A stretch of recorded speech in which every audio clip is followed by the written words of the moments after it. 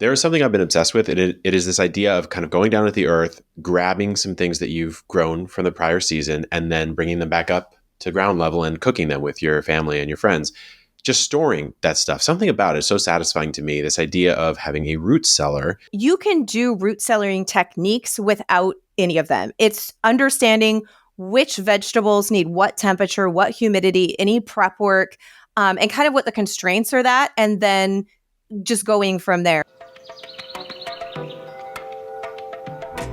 My friends, this is the week to learn about preserving, something that I've delved into, and every method we're going to talk about this week, I have done, but I haven't done it at the level of today's guest, a three-peat, Melissa Norris of Modern Homesteading, of many different things. I mean, I feel like you have a lot of stuff always going on, Melissa, so it's great to have you back. Yeah. Hey, thanks. I'm always love to talk gardening and food preservation, all the things. Always a pleasure. So super excited. Yeah. So you've got the Everything Worth Preserving book out, and you've done a ton of stuff on your site and your channels. But I figured, why not just take us through every day? Let's just look at a different method and kind of go 101 to a little bit more in depth, and starting out with probably the most classic of all time, which would be water bath. So water bath canning is what most people think of when they think of canning. Like, especially memories back, like maybe mom, maybe grandma, maybe great grandma, where there's a big old pot of boiling water on the stove and you're putting your jars in that boiling water. When the food's in there, goes through a processing time, and then you're pulling them out. So it's the easiest method of entry when it comes to canning, simply because you don't have to buy a pressure canner. And truly, to water bath can, you don't even have to buy a water bath canner. As long as you have a pot that is deep enough that when the jar that's full of whatever it is you're water bathing, usually jam or pickles, is in the water with the lid and the band on, fully submerged, the level of the water is at least 1 inch over the top of the jars, and that you've got something in the bottom that's lifting the jars up off the very bottom of the pot. So if you buy a water bath canner, they come with racks. You can buy racks. But if you're just using a big pot, especially for things like jam and jelly that are typically done in the smaller jars, not like the big quart jars you're doing pickles and stuff in, you can just use a big like stew pot.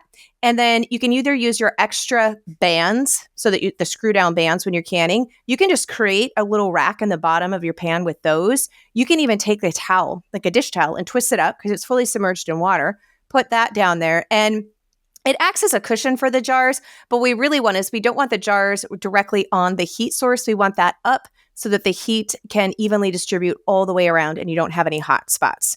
So if you do that, and then a lid, and even if you don't have a lid for your big pot, like sometimes, I don't know, lids go missing, you can use a cookie sheet. You can really make a lid out of anything that will fit over the pot. So truthfully, there's like no barrier to entry, I feel like, when it comes to water bath canning. Like, pretty much everybody's already got those supplies on hand and can jump straight into it.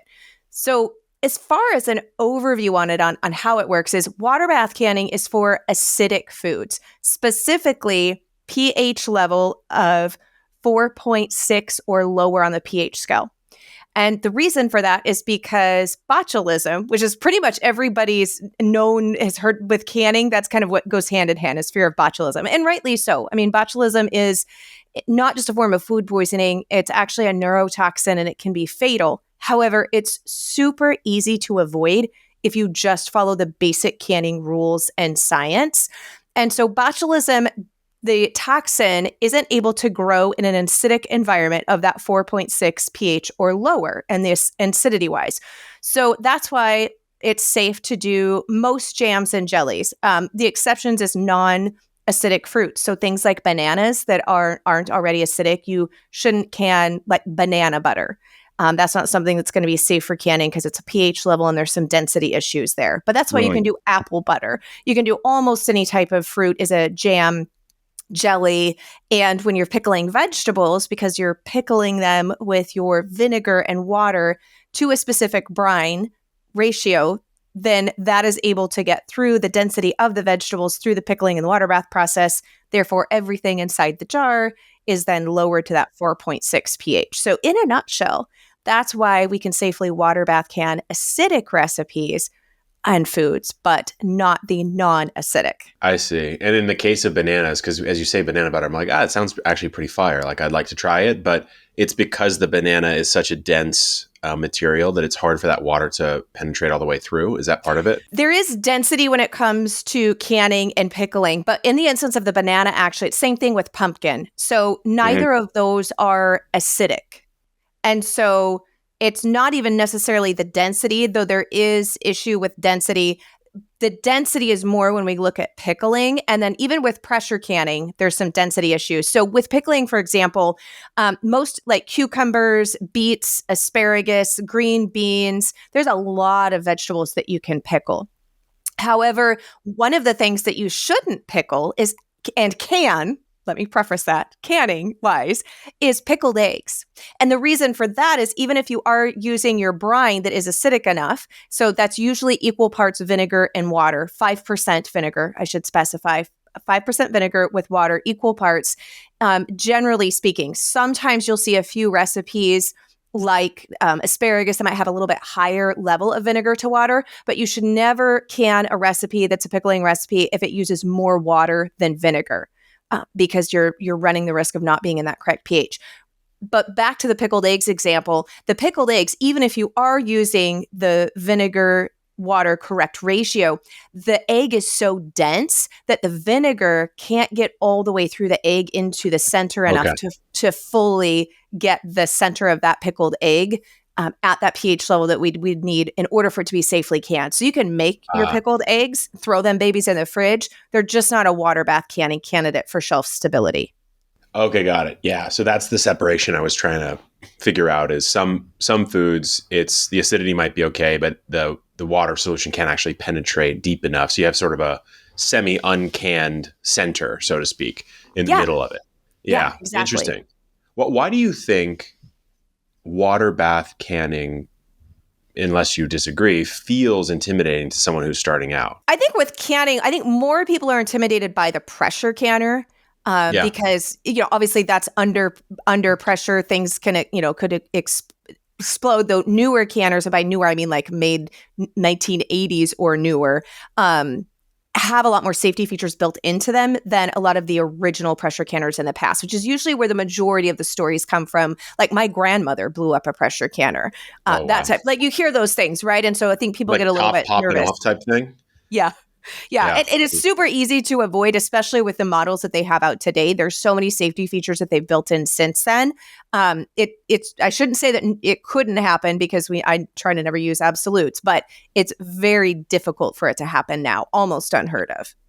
I have the Presto digital electric one, which I think is relatively new. And so, that's the first time. I mean, I've water bath canned before, but it wasn't like a super regular practice. And the pressure canner is kind of the thing I've been going to.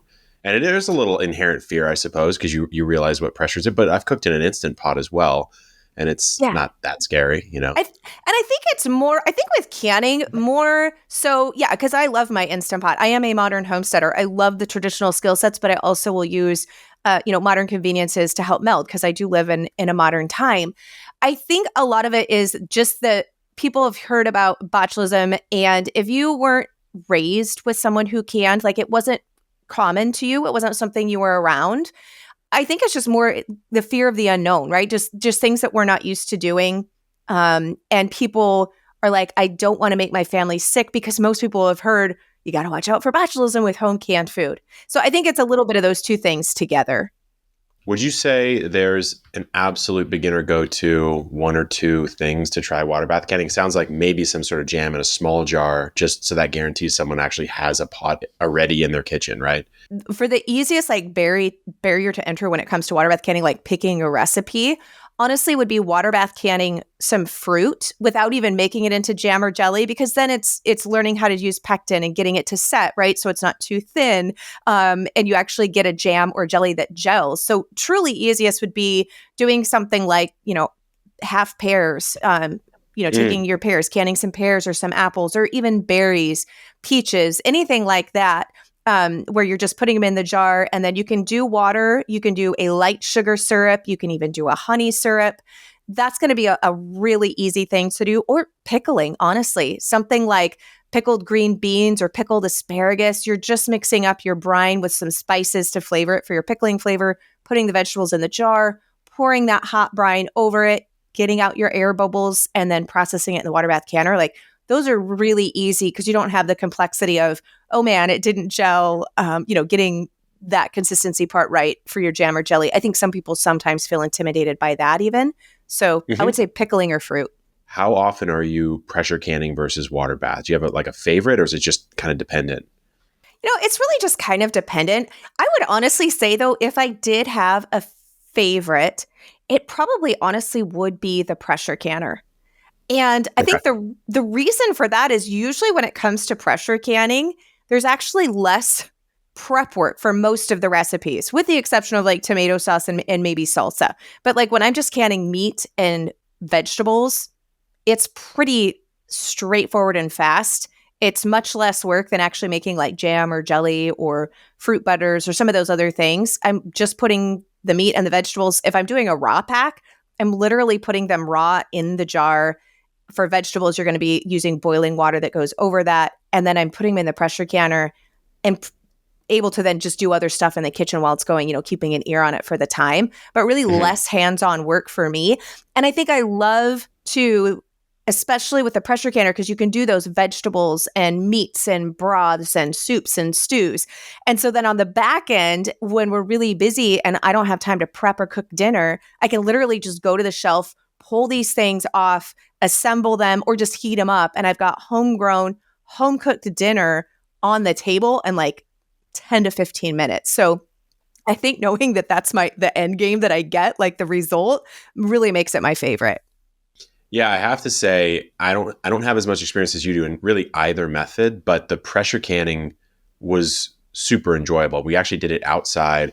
We ran around harvesting. It was peppers, onions, tomatoes to make this salsa, and cutting them up, packing, etc. And then at least with the one I have, it takes you through the process and kind of stair steps you through, and you're sort of just pressing a few buttons along the way. And it still takes quite a bit of time. I think it was like at least a couple hours to do 3 or 4 jars, but I still have them, and it's January of the following year. I'm not like crushing salsa that much.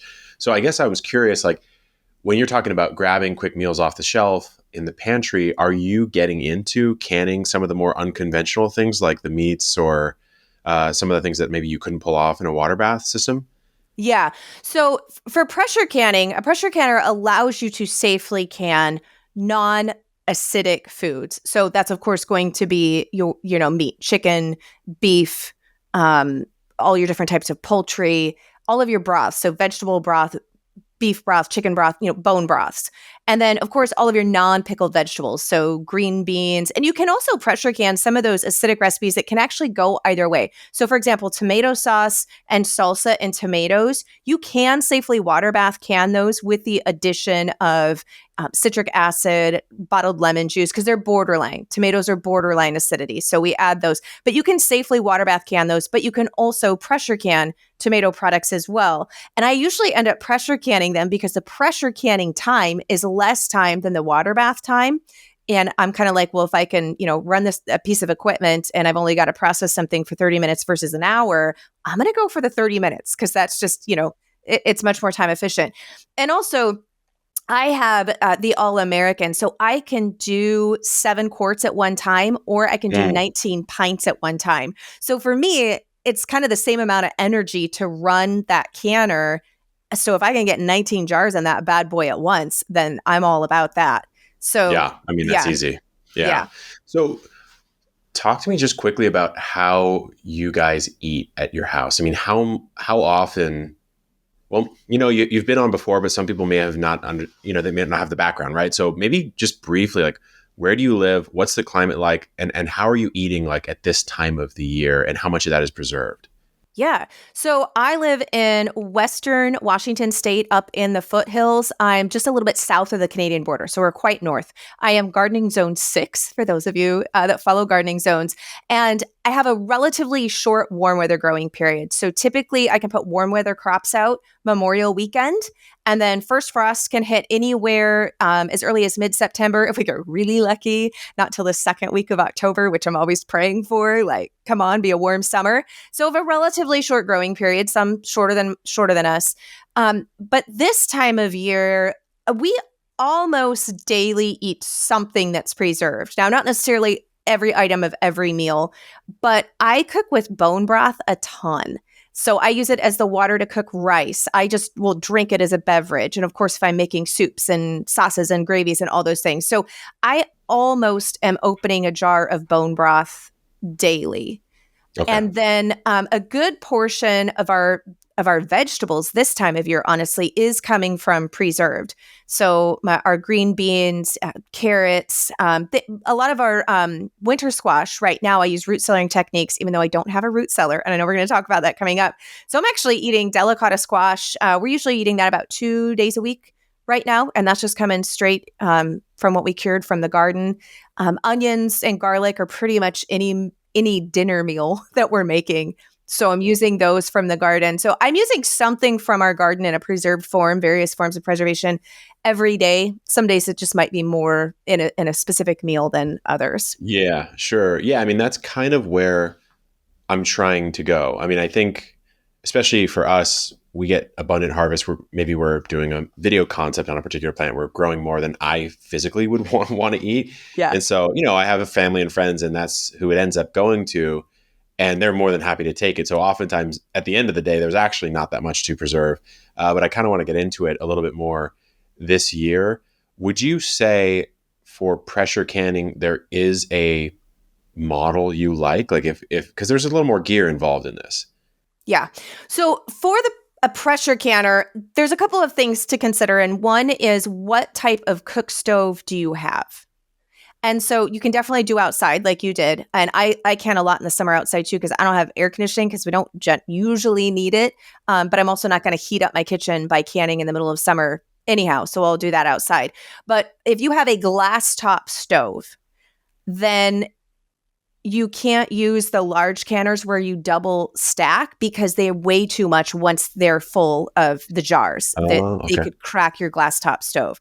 So if you have a glass top stove, you're going to look at using one of the smaller models. And Presto does make a stove top for electric that's glass top, that the bottom is flat so that you make sure that it's in constant contact with the heat, that there's no concaveness there. So sure. Presto for that. Now, if you've got a regular like coil burner electric stove or propane natural gas stove, then you're good to go. You can get any model that you want. So I do like the All American model that I have. It's a screw-on-screw lid system, unlike Presto that uses a rubber gasket. And so every, probably 2 to 5 years, depending on how dry of a climate you live in, how often you're using that bad boy, you'll need to replace the gasket. They're relatively inexpensive, like less than $20. So it's not like it's a huge expense, but it is one of the nice things about the All American is it's a metal to metal seal. So you don't have to worry about replacing rubber gaskets, that type of thing. But it's not that big of a con, honestly, on the other models. And then picking a model that will fit if you have a microwave or low cupboards that come down low clearance wise, because you do need to have space above. So just kind of looking at your stove, in your budget, All American is more expensive than the Presto. But it's kind of one of those pieces like, I'm going to buy it once and it's going to last me for my lifetime. And then I can pass it down to my kids. That type of thing. So it's one of those pieces that's going to last for a really long time. Like I said, I go for the bigger because I'm like, I can still can if I only want to do like 4 jars. If that's all I have, I can 4 jars in my big one. If I have a small one, I'm not going to be able to do 19, right? So kind of looking at the size of your family. Do you think your family is going to be growing? Are you going to want to do large batches at one time? So just kind of like, just doing some evaluation there on your stovetop, your budget, and what your plans are in family size or how much you're wanting to preserve, like for how many people. Yeah. Yeah, no, that makes sense. I remember thinking after I canned with the Presto that I have that I think can do 4. I think the electrics only, I think they're limited to those size. Yeah. So the electrics, exactly, right? And so I was like, you know what? I'm going to make it easy on myself to start out, and maybe I will get really captivated by it and go like kind of deep and maybe get an All-American and a big one. So one of the first things I ever fermented was actually kombucha, not a plant that I grew from my garden. But as I have gardened, I've fermented quite a bit of different contraptions and fun things. We've talked about canning, Melissa. Fermentation to me seems like almost an even more accessible way to get into this game. Yeah. Aside from using the root cellar techniques, which I know we'll be talking about in an upcoming episode, fermenting is probably the easiest, like lowest barrier to entry. And honestly, lowest risk for the most part of any type of, foodborne illness in comparison to canning. So Yeah. fermenting is one of my favorites. And also, like, when we're talking health, I mean, fermenting has so many health benefits. So yes, I am a huge fan of fermenting.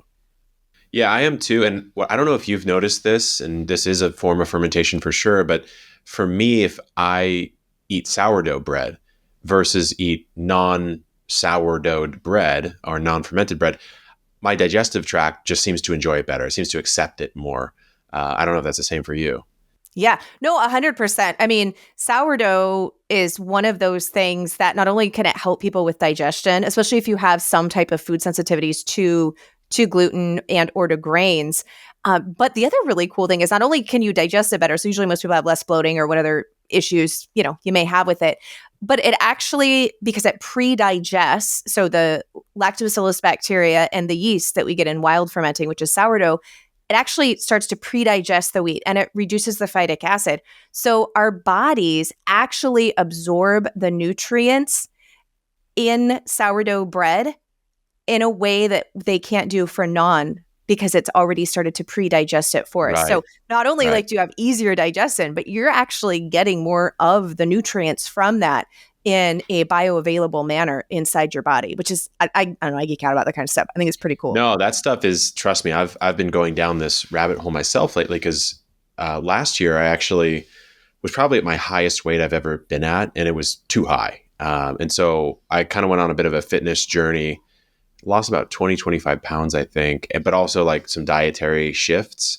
Yeah. that it's hard to stick to all the time. But that was something that I was really looking into, was like the fermented foods, the probiotics, all that kind of stuff. And so let's get into it. I mean, fermenting 101, when I think of it, I think of just like something with cabbage, right? I mean, that's kind of like your go-to. Yeah. I think a lot of people are very familiar with sauerkraut. Think of cabbage or kimchi. Kimchi, sauerkraut. A lot of people are very familiar with that. But I'll tell you, my absolute favorite cabbage-based ferment is actually curtido. Have you had curtido before? No, I haven't. Okay. I love curtido, and it's in the book. It's one of my favorites. So it's a Spanish version of sauerkraut. So kind of all of your cultures, because fermentation goes back like with dehydrating, right? It's some of our oldest forms of food preservation. So each culture has different nuances on different flavors. So cabbage based, but you also include onion, garlic, and carrot, as well as oregano. And it is phenomenal. In fact, I don't even make regular sauerkraut anymore. We do kimchi and we do curtido, because after I had curtido, I'm like, it spoiled me for like all other forms of sauerkraut. Wow. It's No, my that sounds favorite. next level. That sounds next level. You know Jacques on our team, right? Yeah. So he's 99% Bulgarian or something like that. And so he's got this big stoneware, like The big crock. pot thing. Yeah, he's got a big Yeah. old crock. And we were just working on a video he wanted to do on his channel about just like Bulgarian kraut. So it's just like whole head cabbage or quartered cabbage, just kind of sitting there. I've never heard of curtido. I know he's gonna like freak out once he hears about it, because it sounds really, really tasty. Yeah, it's really awesome. Actually, we learned how to make it. We went to the beach and there was a family there and they started pulling all this stuff out. And like, when you see all this stuff coming out, like, oh, they know how to throw down what they're cooking. And I thought it was being very inconspicuous. And they saw me watching them and they're like, Yeah. you want to come help? Like they could barely speak English. I don't know how to speak Spanish. And It was the most awesome experience. We were crabbing. So my husband gives them fresh crab. They feed us this huge meal that had curtido, and we just like, it was amazing and awesome. So then I came home and I'm like, okay, they like walked me through it, how to make it without using words. Yeah. And so then I came home and I'm like, this is our staple forevermore. So it was really fun. There we go. Yeah, I mean, for me at least, it's worth grabbing the book just for the recipe for curtido right there. Let's go back to the basics though. Fermenting 101, say someone's doing like, I don't know, cucumbers or cabbage or something, like what is the actual bare bones knowledge they have to know? Yeah, so it's all about, it's just using salt. So we're using salt and some type of liquid. So there's where you've got a liquid ferment where you're making a saltwater brine. So it's a certain amount of salt to your water ratio. And then you've got where like kimchi and sauerkraut is where you're using salt in ratio to your cabbage, and it's drawing the liquid out of the cabbage, and that's creating your brine. So you have dry fermenting, and then you have the wet fermenting. So most of your cabbage kraut type based ferments are where you're putting salt to the head of cabbage. And kind of the trick is, and I've got charts and stuff in the book, but it's where you want enough salt that you are inhibiting the bad bacteria growth until the good bacteria is established and can take over. And during that fermenting process, it's actually making a acidic environment.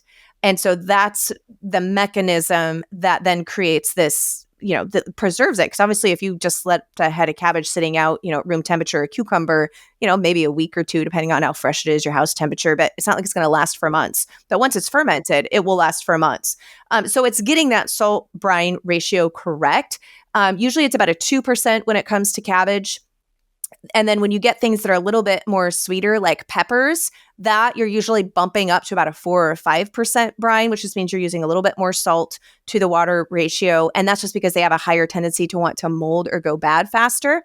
But you'll know when a ferment goes bad. That's one of the beautiful things.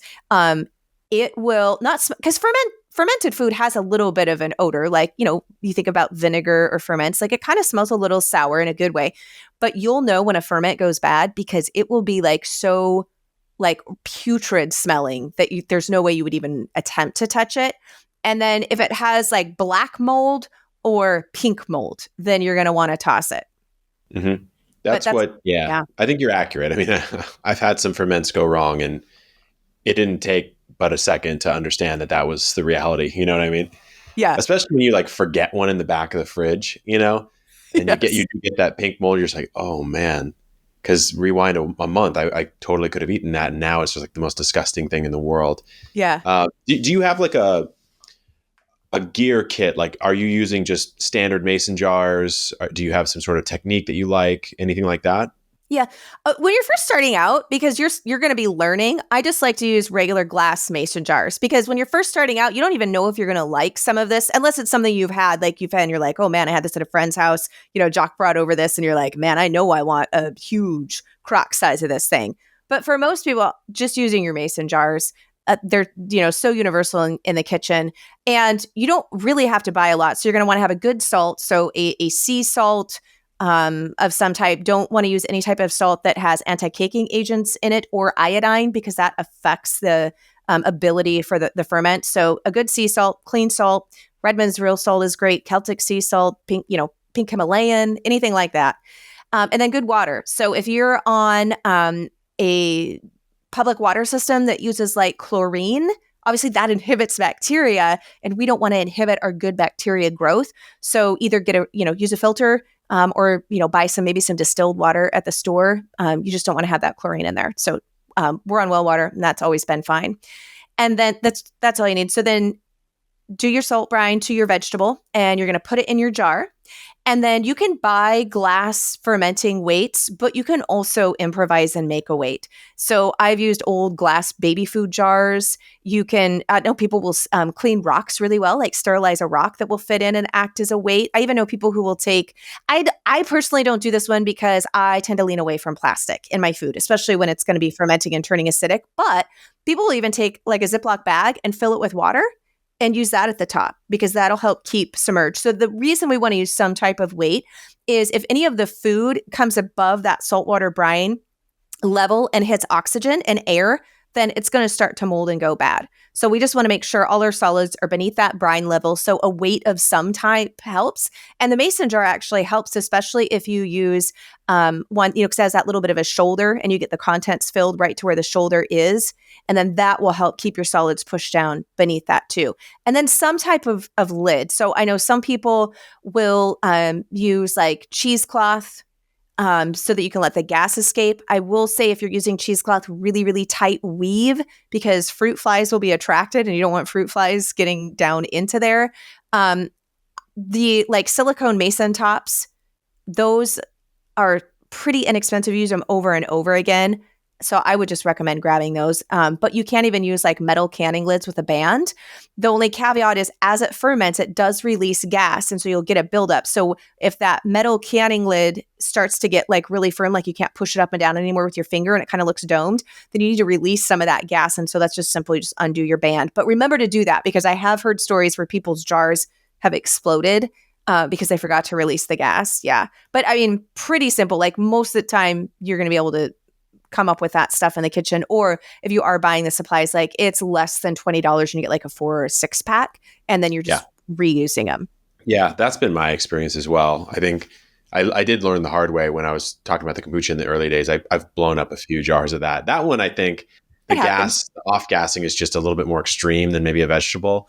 But the other product I've liked is called a Kraut Source, which kind of like it does all the things you mentioned. It like auto pushes it down. It has the water gap for all the off gassing. But I don't know, maybe if you get a little fancier with your fermenting, you could take a look at something like that. If you've ever had that weird space food ice cream bar as a kid, this is how I first understood freeze drying.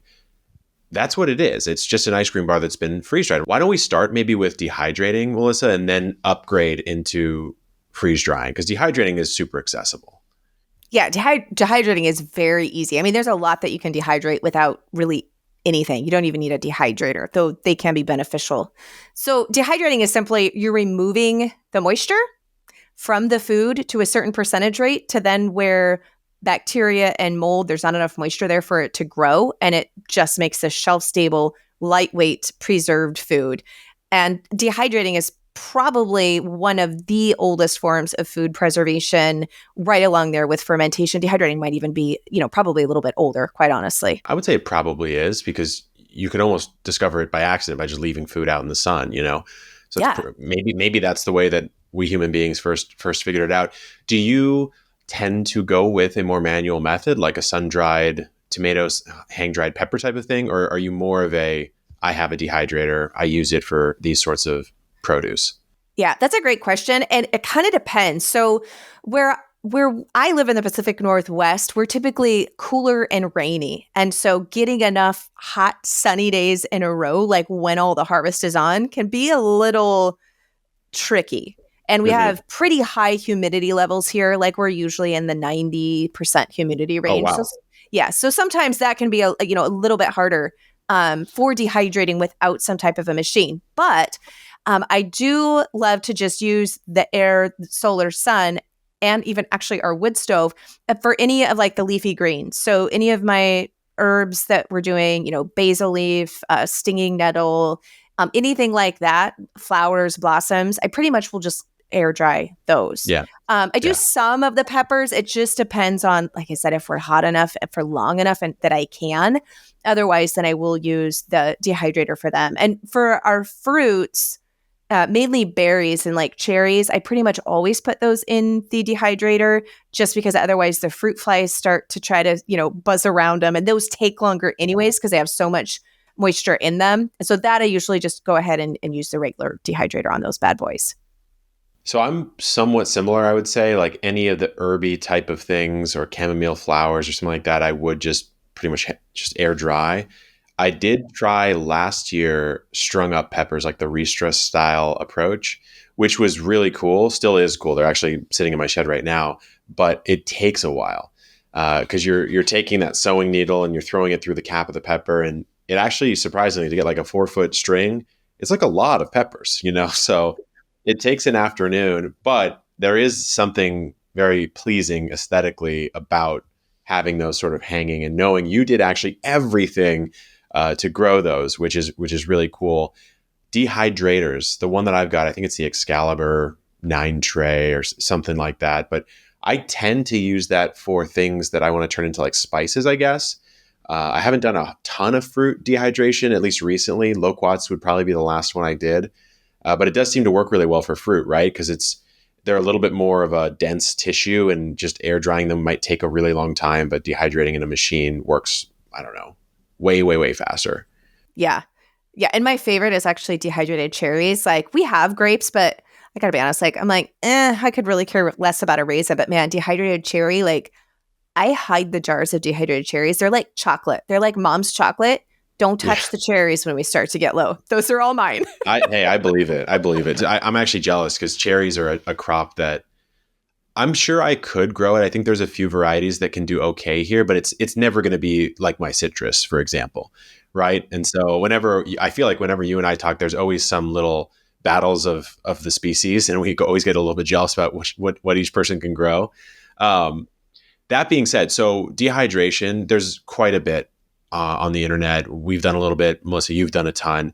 There is freeze drying though, and I've sort of prefaced this in some of the material I put out as saying like this is sort of next level. Like you don't have to do this. It's a little bit expensive, at least right now with the current machines that exist. That being said, the world does seem to open up, and I'm kind of curious like what your perspective on it is. Yeah. So yeah, very true. Like freeze dryer is the most expensive piece of home food preservation equipment that you can buy. Yeah. Yeah. But it does offer up the most versatility of allowing you to preserve food, which is really cool. Because even with pressure canning, there's still some things that you cannot safely pressure can at home. And so I found that the freeze dryer is where that really comes in and allows me to still preserve those foods that I don't really have another way of doing except for the freezer. And we do have quite a few freezers, but you only have space for so many freezers, and I only want so much food in the freezer. So we have 2 chest deep freezers in our pump house. And then I have a full upright freezer in our back pantry, and then the little tiny freezer that just, is underneath your fridge. So 3.25. So I'm a basic bro, I guess. I have the freezer. Actually, it's so bad. I'll tell you this. So I move into this house, and you and I have known each other long enough. You kind of know the house that I'm in. It came with a fridge because it was like a flipped home. That fridge had a leak in the ice sort of line or whatever that you can try to repair it, but every time they come out, it's never fixed type of thing. So I go, you know what? I'm growing a lot of food. I'll get a new freezer and I'll get a new fridge, right? So I get that same problem, and I've had a guy out 3 or 4 times. I'm like, what do I need to do? And so now I'm starting to think, do I pull a Melissa and do I get like a chest freezer and put it out in the garage or something like that, just so I know I have a place? Because it's just leaking all the time. So that's my little freezer rant. But yeah, I mean, to be fair, like to give context, I feel like I need to explain myself. So we raise our own grass-fed, grass-finished beef. So when we're harvesting, I'm putting a half a cow in at one time. We raise all of our own pasture-raised chickens. So I'm butchering like anywhere from 25 to 35 chickens. And I'm going to, I can can some of that, but I like to have a whole roasted chicken. Like I don't want everything canned, and I'm not canning my steaks. Like I want my ribeyes as a steak and grilled. And then, a half or a whole pig, bacon, hams, pork chop, all the things, and then all the bones. So the majority of our freezer is actually like for our protein.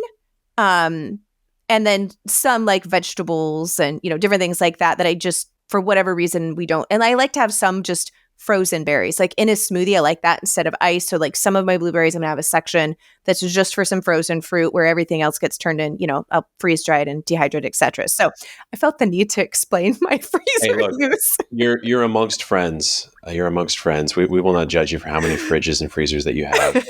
You're doing it for sustainability purposes. I mean, you're to get into the meat. I mean, we probably have to have you back for another week, but it actually does bring up an interesting segue back to freeze drying, in that what I had learned is that you actually can freeze dry effectively anything. Like I could make steak and eggs for breakfast, not want to finish it, and freeze dry it, and I can have that meal in the future.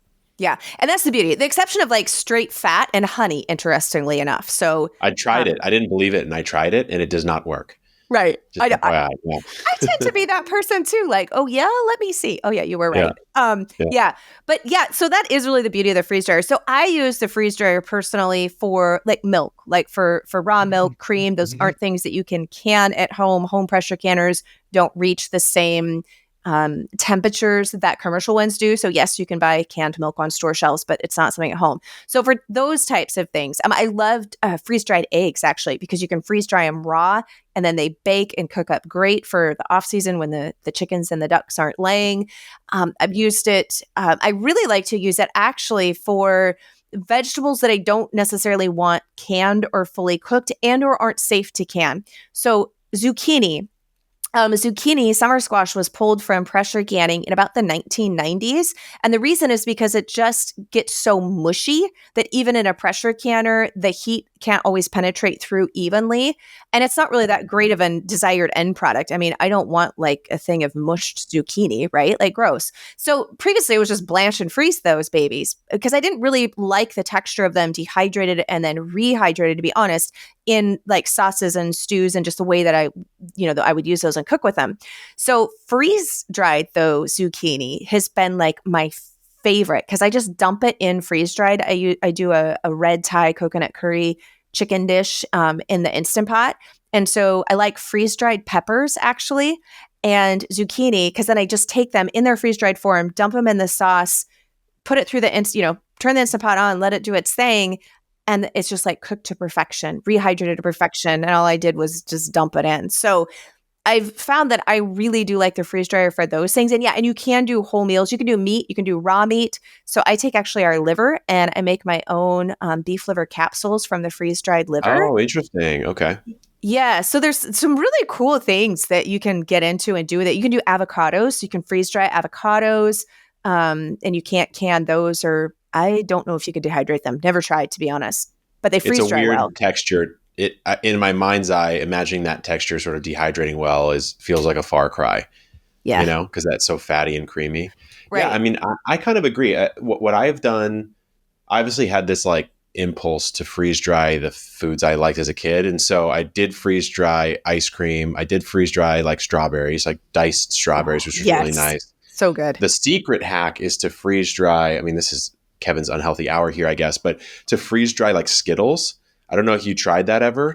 I didn't, but my kids loved it. A friend of mine did, and she gave them a bag, and they thought it was the best thing. Yeah. It's just amazing. I don't know what it is about the like these gummy candies. Somehow the way the water sort of freezes out or sublimates out creates this interesting crunch texture that's just like so good. But regardless, I mean, we'll talk about doing it for actual vegetables. But I would say, I'd leave people with this. Curious what your take is don't feel like this is some sort of mandatory thing, but it is so fun. And if you view it as an investment, like you said, it's probably one of the most expensive machines you'll buy for a homestead. If you find that it's worth the investment, though, I think the world really opens up.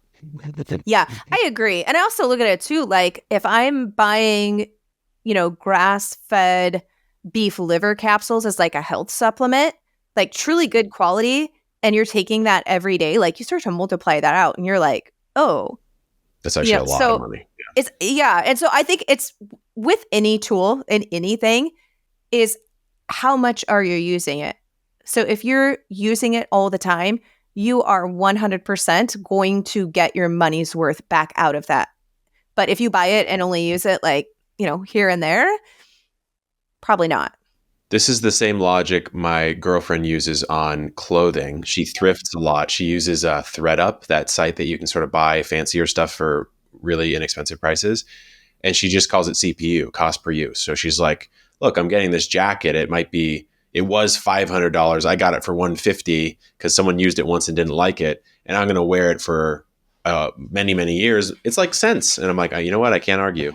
Can't argue with that. So there is something I've been obsessed with. It is this idea of kind of going down to the earth, grabbing some things that you've grown from the prior season, and then bringing them back up to ground level and cooking them with your family and your friends. Just storing that stuff. Something about it is so satisfying to me. This idea of having a root cellar, something about that visual even is very pleasing to me. Like I don't want to stop thinking about it. Yeah, I'm with you. And I think really like it goes back to our like primitive self, ancestral self, like whatever. And it's a form of security, right? Is it like, and I think that's very primal. And I think that we all have that to some degree, just depending on how tapped in we are to it. And so, yeah, I mean, I grew up like the Little House on the Prairie books. My mom read those to me at night when I was a little girl. I read the books before I even knew there was a show because we didn't really get television when I was little. And there's just something about that just is like at the base of humans, like just knowing that you've got this food, it's there, it's safe. And even just like you probably experience this in the garden when it's growing, but also if you do preserve, and you've got like food on a shelf even, or out in the garden, like there's something that you just kind of want to stand and admire it and be like, oh, like this is a thing of beauty. I think that's completely right. I mean, I'll be the first to say that although I've yet to do this type of content, I am obsessed with those pantry tour videos. And I know I've seen some of yours. I've seen there's many folks on the internet who've done them. And yeah, there's something about it. It's like it's almost like staring at a fire. Like we're all somehow into that, and we don't really know why, but we're just kind of into it. So let's talk. I mean, I don't have one yet, and it's actually, I wouldn't call it a problem, but I'm in a climate that it's not super conducive to just outdoor storage. And so I have to figure out this year, how will I do that when I'm growing a lot of onions, I'm growing a lot of garlic, there's some beautiful, beautiful squashes that you're holding so gently right now. So why don't you talk to me about it? Do you have a root cellar right now or no? No, I don't have a true root cellar, and we don't even have like an insulated garage or a basement. So you can do root cellaring techniques without any of them. It's understanding which vegetables need what temperature, what humidity, any prep work, and kind of what the constraints are that, and then just going from there. So for example, we harvested our winter squash. So I've got some lovely delicata here and the very last of my pumpkin. And at the time of this recording, it's the end of January. So when you are looking at winter squash, so pumpkins, acorn, butternut, delicata, spaghetti, all of in that winter squash family, when you harvest them, you want to make sure that you leave the stem on. So you'll see my pumpkin has a stem, and so does my delicata. And then you want to cure them. That simply means letting that outer skin harden up. So if there were any nicks just out in the garden, wherever it were, that it has a chance to all harden up, and then that your stems have a chance to get fully dried. And the reason you want to leave the stem on is because if you take these stems off, like this one actually got broken off of this delicata squash, so this will be one that I use this week. That is an entry point where it's softer and allows oxygen to start to get in. So it'll break down faster. So if you're looking to do the root cellaring, leave your stems on when you harvest them, or if you buy them from someone else, get the ones with the stems on, and then make sure that you cure them. And so we run the risk here of by September, like when my winter squash is starting to actually turn ripe and come off the vine, I don't really have any days left, usually most years, that are in that like 85 degrees Fahrenheit, or sometimes even sunny. I mean, we can start to hit our rainy period by then. So I will bring mine indoors and cure them by our wood stove. You just need the dry heat in order to get them cured. And that can take anywhere from a couple of weeks to sometimes a month, depending on how wet it is, and if they had a chance to do any curing outside. And then I move them to our back pantry. So I'm moving them to a room that has no outside light. You don't want a lot of sunlight coming in, or a lot of windows, a lot of temperature fluctuation. But that room stays about 60, maybe 58 degrees to about 68 degrees Fahrenheit. So pretty mild temps, not too hot, not too cold. And these, I have had spaghetti squash and a delicata squash last all the way through until May, that was harvested just in our back pantry room. I do find that the sugar pie pumpkins and acorn squash are about 4 to 5 months lasting time. So you need to keep an eye on them. And it's kind of one of those things like one bad apple spoil the barrel. Well, same thing. Like you're going to want to go through and look. And if you start to see any soft spots on one, go through and make sure that it's not happening to more of them and get that out of there. But it works great for all the winter squash. Same thing for your onions and garlic. You want to cure those. And then once they're dried, I end up braiding them or stringing them. I'll string the onions. And same thing, I just leave those in the back pantry, except for the current ones I'll take into the kitchen. And so if you have like a back closet, basically you want it away from a light source and a heat source, but you don't want them to freeze. So if you do live in a really cold climate, which is why I don't put mine outside, I don't have anywhere that's insulated enough. I don't want them where they would freeze, and they actually store a little bit better when they're a little bit warmer. So like 30 degrees, even 30 is freezing, but like 35 and above would be a little bit too cold. They do actually best in a little bit warmer environment. So those work really well. Then when we get to things like potatoes and carrots, some of those root vegetables, They like a little bit colder temperature, but what you're really looking at is humidity. And it's really hard to have enough humidity so your potatoes don't shrivel up or your carrots don't shrivel up outside of a root cellar. And root cellars in the ground wasn't just for temperature control, though that is one of them. But actually, it's your humidity levels. And so Yeah. most root cellars, you actually don't want like a basement. You don't want a cement floor. Ideally, you want some dirt and some gravel because that's going to allow the humidity levels to stay kind of that peak in order to keep the vegetables the longest.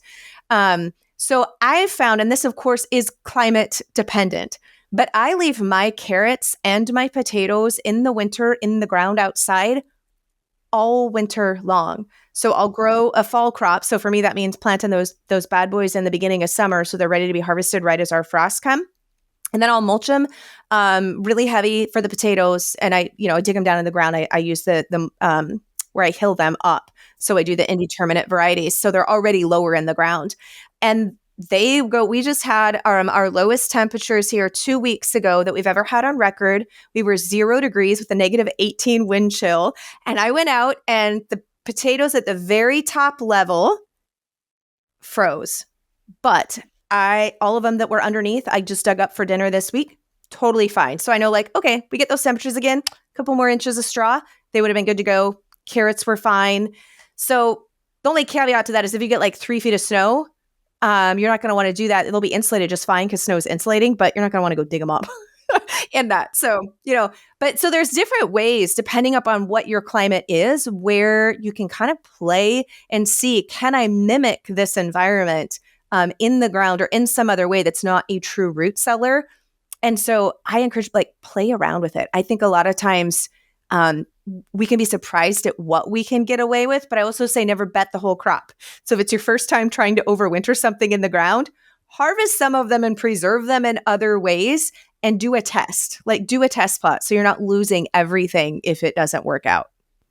I would say, I agree, of course, with everything you've said. I think what the piece that's interesting to me is it's understanding how a root cellar works so that if you don't have one, you can just mimic those conditions. And you just named a couple of different ways that you can do it. So I'll tell a quick story about how I approached it incorrectly last year, mostly because I frankly had way more than I expected. So it was onions. For me, it was these yellow Granax onions that I've never seen an onion that big in my life. I'm talking, if you're watching the video podcast, it was like an onion nearly the size of my head, a 3.5 pound onion, which for me, that's pretty big. So the first mistake was kind of having them in just under my awning where the temperature fluctuation is quite vast, right? Night to day, basically whatever that is.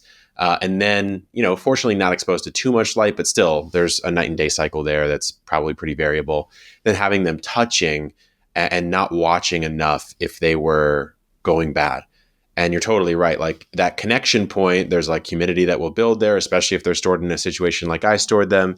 And then you can start to lose them. And then once you start to lose, honestly, just a few, they all speed up in the way that they get lost. And so I'm thinking this year about doing something, because even as you say that, Melissa, the way that you stored them, I don't have a place like that at all on my property that I'm aware of. I don't really think I have a place that's that stable. So I'm thinking about perhaps building not a true root cellar underground, but some sort of insulated micro room or something. I don't know if you've ever explored that idea either. Yeah, I've looked at it, and some of my advice would definitely be, and I know you're a lot more warmer climate than I am, Kevin. So obviously paying attention to your northern exposure. So obviously if you're trying to keep things cooler, you're going to want to look on the north side of your house, right? Or the north side of your property, because generally speaking, that's going to be the coolest. Making sure if it's the doorway when you're opening it, that the doorway is the northern exposure facing, not southern exposure, because that's an entry point of letting in heat or cold. So there's some things like that, for you, if you're buying it, you will be buying stuff, but building it exterior wise is looking where do you have natural shade, just because the heat is going to be, I'm assuming, your biggest constraint for the most part in keeping things. Yeah. So, do you have some shade that's in a northern area that's already shaded that's going to help as a microclimate to keep things even, a little bit more even and cooler there? So looking at some things, like that. And also variety dependent, I wanted to say, because sweet onions, anything that has like that higher sugar content, especially with onions, typically just won't store as long anyways. So looking at the varieties you're picking when you're planting, if you know you're going to want to try some of these techniques. Patterson, Copra, blush onions have done very well for me long-term storage wise. So just kind of being cognizant of that. And I have charts like that walk through everything in the root cellaring part. Like if you're really wanting to dig into this, it has the humidity level, the ideal temperature, like how to store it, what varieties, all that kind of prep work is in everything worth preserving. So, but yeah, just little things like that can like really make a big difference in the success or not success of it. So I'll be super excited to see if you build the room like and how that does. But even underneath beds, because usually, especially if you have like a dust cover, right? Like that's a Now dark we're talking. that's a dark spot. Cooler because hot air warmth rises. So floor is going to be, so even that, and usually most people keep their bedroom a little bit cooler than the rest of the house. So that might even be an area that you could use. Call me old potato bed, because I'll be like, I'll have a little slide out drawer of my potatoes. Why not just grab one as soon as I get out of bed? Well, look, it's been awesome having you on, Melissa. This was a fun week to do different types of preserving methods. Obviously, the new book is out, which I'd love for you to share about. But you kind of have a bit of a world that you've built. If you care to share about that as well. Well, I also have a podcast, Pioneering Today podcast, and love to talk about all things modern homesteading. So that ranges obviously from gardening to preserving to cooking, herbs, natural health, obviously cultured, fermented foods, all those different things.